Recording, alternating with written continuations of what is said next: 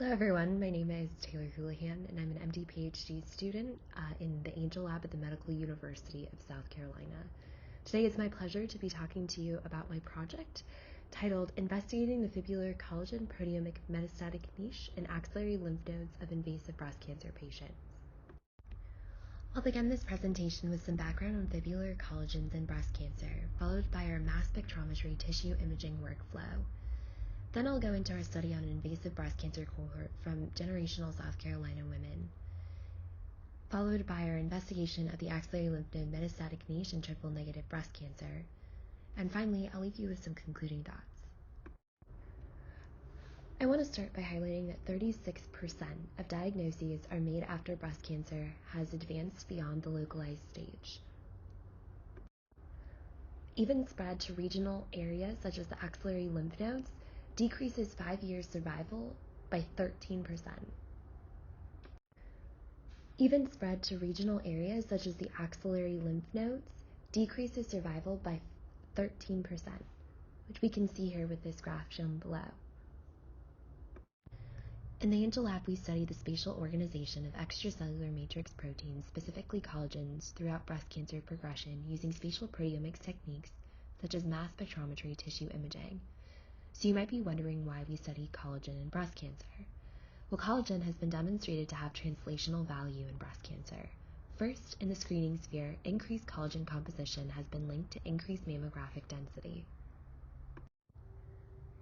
Second, collagen alignment has been associated with survival outcomes. Here we see tumor-associated collagen signature 3, or TAX3, which is defined by these perpendicular collagen fiber alignment to the tumor border, as being associated with worse patient outcomes in breast cancer. Despite these well-understood structural alterations to collagen, we know nothing about its molecular changes throughout breast cancer progression, really highlighting the need for our spatial proteomic studies. In the therapeutic sphere, targeting collagen has been shown to have potential, highlighted in this example of an anti-lysyl oxidase-like antibody, which was found to disrupt invasion through altering collagen fiber organization.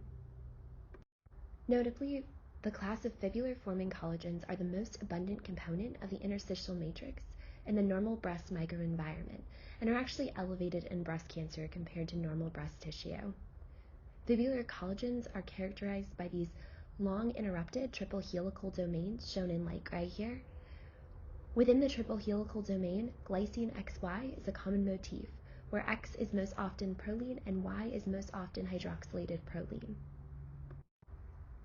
Hydroxylation of proline residues is really crucial in modulating both structure and function of collagen. Hydrogen bonding between strands of collagen increase its structural stability. Hype or hydroxylated proline residues constitute important cell binding domains that are crucial in ECM recognition, signaling, protein binding, and ECM remodeling. An example of this is collagen integrin binding. Notably, hydroxylation of a proline residue within its binding motif increases collagen's affinity for integrin receptors. This impacts how the cells move through the matrix as well as its cell signaling. While most contemporary literature has focused on collagen composition within the primary tumor microenvironment, this study highlighted gene expression differences between the metastatic and primary tumor sites, finding 3 collagen transcripts to be downregulated in the axillary lymph node metastases. This showcases the need for a proteomic investigation of collagens within the axillary lymph node metastases and further understanding of their molecular alterations. Our study aims to investigate the spatial regulation of the collagen proteome within the axillary lymph node metastatic niche.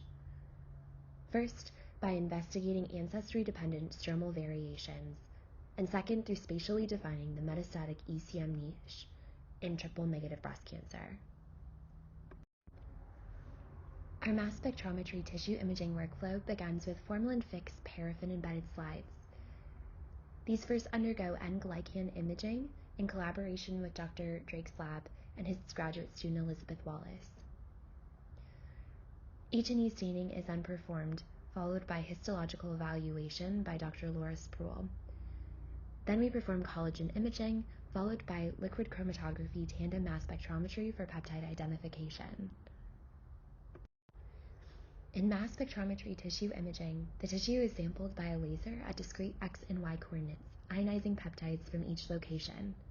Each x and y coordinate represents a pixel of data and reports several thousand peaks at this location. Each one of these peaks can then be mapped as an intensity across the tissue, producing a spatial heat map of that peptide's intensity relative to the histology.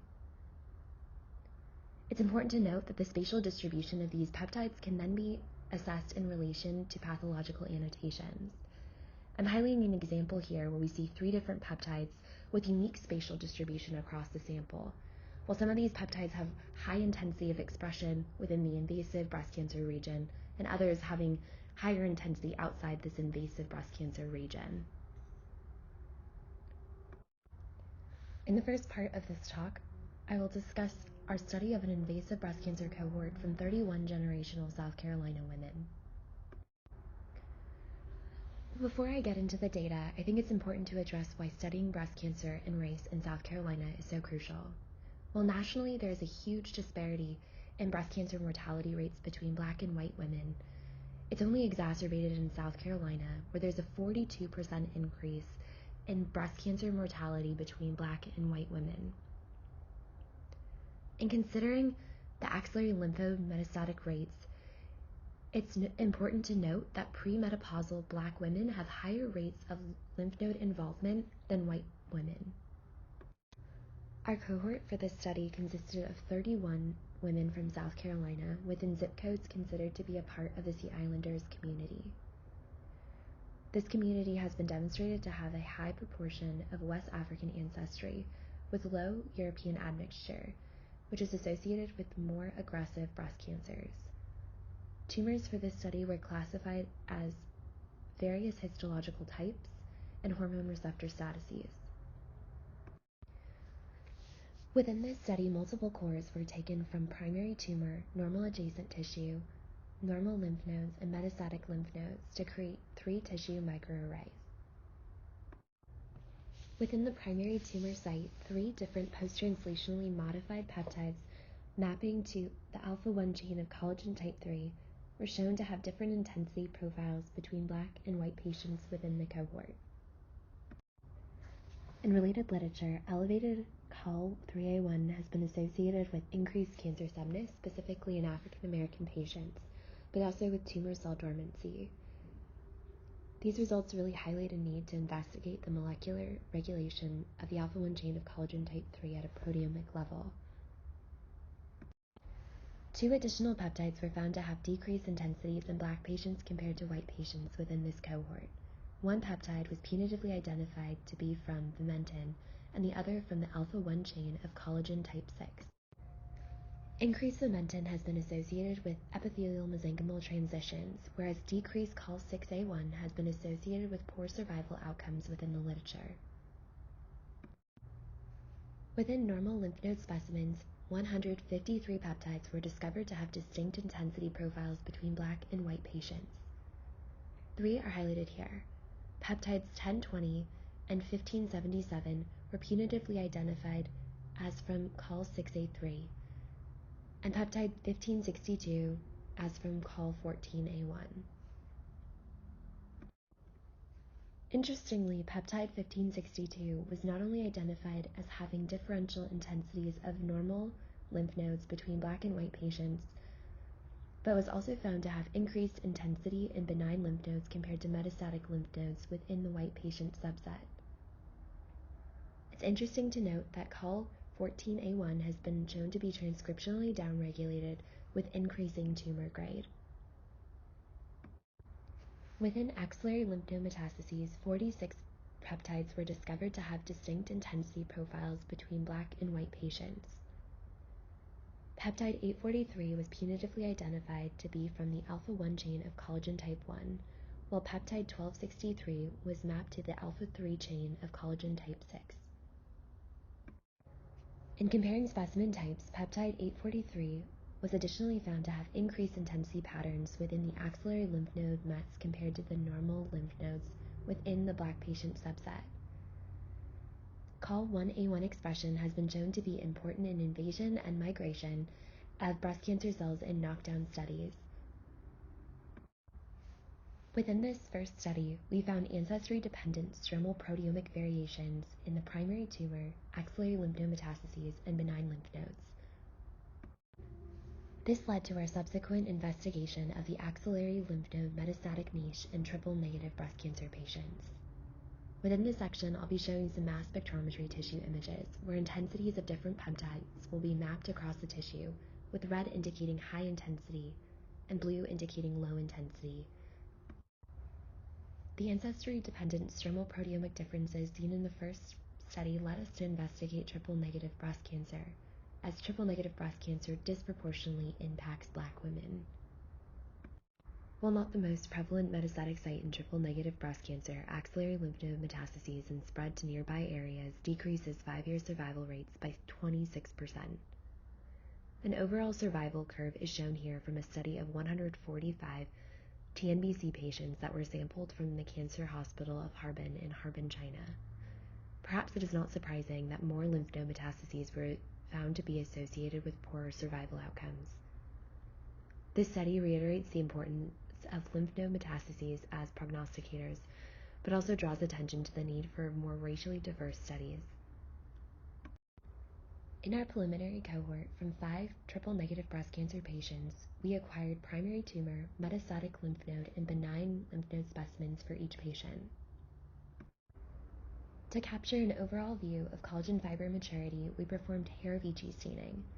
In this control slide of pediatric aortic valve, blue indicates immature collagen fibers, while red reports mature collagen fibers. In all 3 specimen types, we found a predominance of red staining, which seems to suggest maturity of collagen fiber networks. The literature reports an association between high red staining and increased type 1 collagen fiber abundance.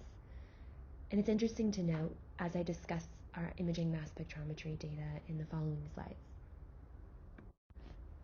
Now that we've looked at the maturity of collagen fiber networks using hair-VG staining, we'll zoom in to look at the spatial organization of discrete peptides using our ECM-targeted mass spectrometry imaging methodology. Our segmentation analysis of over 135,000 pixels demonstrated 19 unique proteomic clusters, with certain clusters overrepresented within the metastatic lymph nodes. Looking specifically at this dark blue cluster, we can visually appreciate its enrichment in the metastatic lymph nodes. A comparison of average intensity profiles between specimen types of 187 ECM peptide peaks demonstrates a distinct ECM proteomic signature within the metastatic niche. This is nicely recapitulated in an orthogonal sparse partial least squares discriminant analysis, where we see distinct cluster for each specimen type.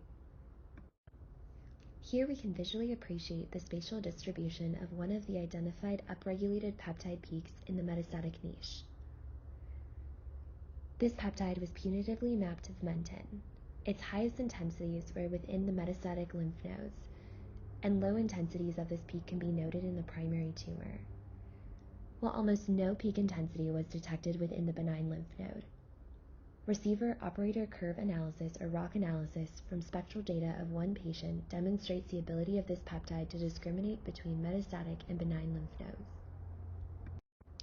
But how does this relate back to the literature? Vimentin is a type 3 intermediate filament that has been demonstrated to be upregulated in metastatic breast cancer and associate with poor patient outcomes. Vimentin has also been linked to the suppression of epithelial features and increased cell migration. In its extracellular forms, it's been associated with human diseases. So all this to say that our data seems to coincide nicely with literature on vimentin. Given the importance of collagen in breast cancer progression, as I've highlighted throughout this talk, I wanted to showcase a peptide punitively identified from the alpha-2 chain of collagen type 1 that contained 2 hydroxylated proline sites. This peptide demonstrated increased intensities within the metastatic lymph nodes and lower intensities within the primary tumor site. ROC analysis depicted its ability to discriminate between benign and metastatic lymph nodes. In a previous mass spectrometry imaging study, another alpha-2 chain collagen type 1 peptide was identified to be elevated in triple-negative breast cancer compared to benign breast tissue. Additionally, the study demonstrated that high COL1A2 transcript levels were associated with poor survival outcomes in breast cancer, which further supports our findings. Using Haravici staining, we characterized the collagen matrix to be predominantly mature within the primary tumor, metastatic site, and benign lymph nodes. Using mass spectrometry tissue imaging, we identified a unique ECM proteomic signature within the axillary lymph node metastases. Within these studies, we discovered ancestry-dependent stromal proteomic variations across the specimen type sampled. We additionally found a unique ECM proteomic signature of axillary lymph node metastases. While pathology is invaluable in understanding invasive breast cancer, supplementing this with molecular alterations throughout disease progression offer important insights into the biology of invasive breast cancer and could lead to novel prognosticators. Future work will focus on validating these findings in a larger patient cohort to establish its prognostic potential. I'd like to thank my lab, as well as the Meta Lab and the Drake Lab at the Medical University of South Carolina and the proteomics facility, as well as all of our collaborators and of course all the patients that made this study possible. And to you all for listening.